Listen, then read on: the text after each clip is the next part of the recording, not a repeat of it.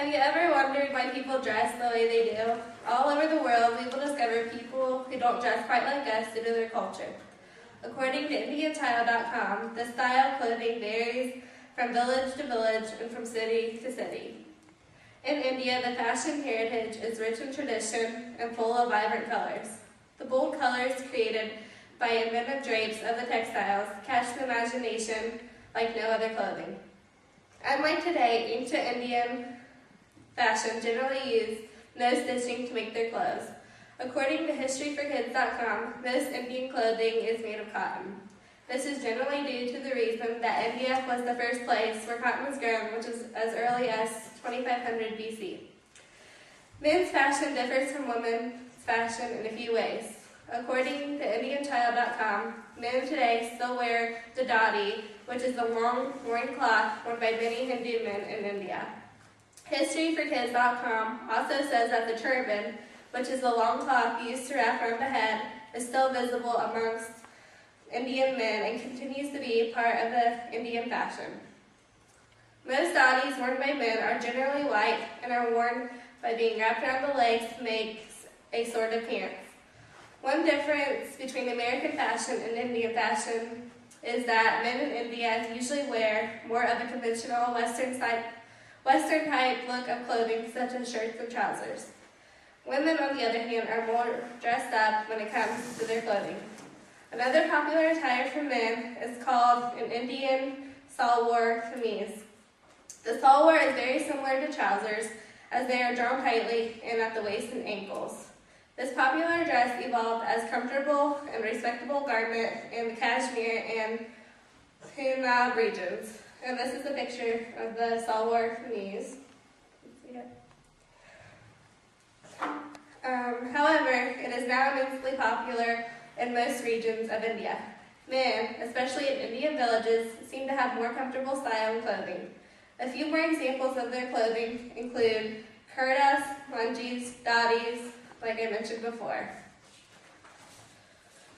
Now that you have some idea of how men dress, I will tell you how the women's style differs. Women's styles, on the other hand, seem to be dressier. The majority of women wear dresses. According to IndianChild.com, things such as the scarf or utaria and the sari, meaning cloth, are the most popular attires. The sari is worn as a lower garment combined with a stanapada. This forms the basic ensemble. And this is a picture of the sari, if you can see it. The stanapada fastens in a knot at the back. Just like the men's dhoti, the sari covers both legs. The Indian sari is the most traditional piece of clothing for women. The sari, according to HistoryForKids.com, is an average of 5 to 6 yards long, and some are even 9 yards long. The younger women generally wore bright-colored ones, whereas widows and women in mourning only wore the white ones. Not all saris were cotton. Only the wealthy women were the ones that wore silk saris. IndianChild.com says that a sari varied in styles. They were usually a long piece of flat cotton, silk, or other fabric, woven in different textures having different patterns. They were also seen as a lasting charm due to the fact that a sari is never cut or tailored for a particular size. The sari can be worn in several ways, and its manner of wearing, as well as color and texture, indicated the status, age, occupation, region, and religion of the woman.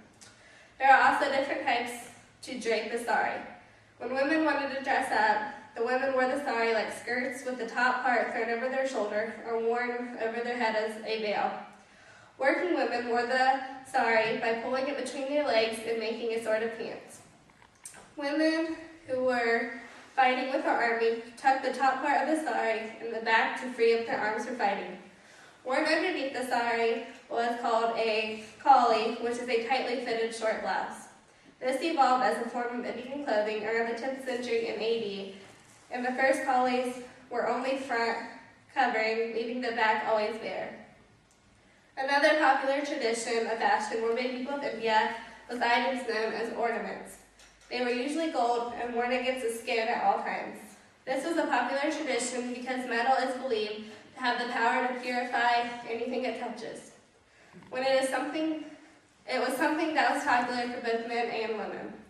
Ornaments were usually given to the women at their wedding, which constituted as a daughter's inheritance from her father. One example of an ornament would be a nose pin, which was worn to symbolize purity in marriage. Another would be necklaces, which were very popular.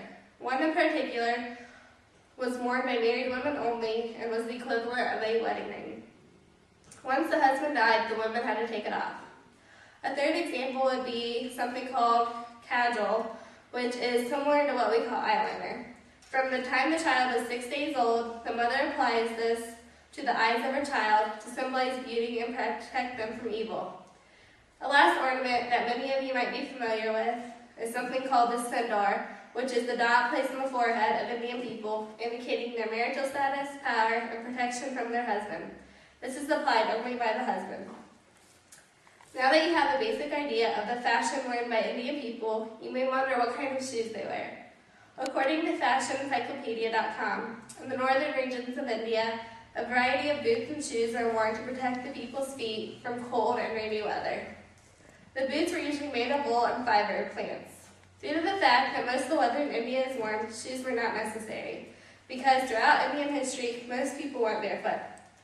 Without the need of footwear, India has developed a history of praising feet. Traditions such as mothers massaging the feet of their babies and youth honoring the feet of their elders are still very popular today. Feet are often painted and dyed for special occasions, and some ceremonial footwear is beautifully made with being decorated with embroidery, stones, and metals. Some common types of shoes found in India are toe-knob sandals called padukas, strap sandals called chappals, pointed shoes called judis, and tall boots called kapusas. In conclusion, hopefully you have a better idea of why and how the people from India dress. Men are usually dressed more casual, whereas men tend to have a little bit classier style. Also, footwear is only common in the northern regions. Otherwise, footwear is not seen as necessary. Also, you now know why the women have a dot on their forehead and what it symbolizes. So the next time you encounter someone from India, you will now have a better understanding of why they dress the way they do. Thank you for watching me speak.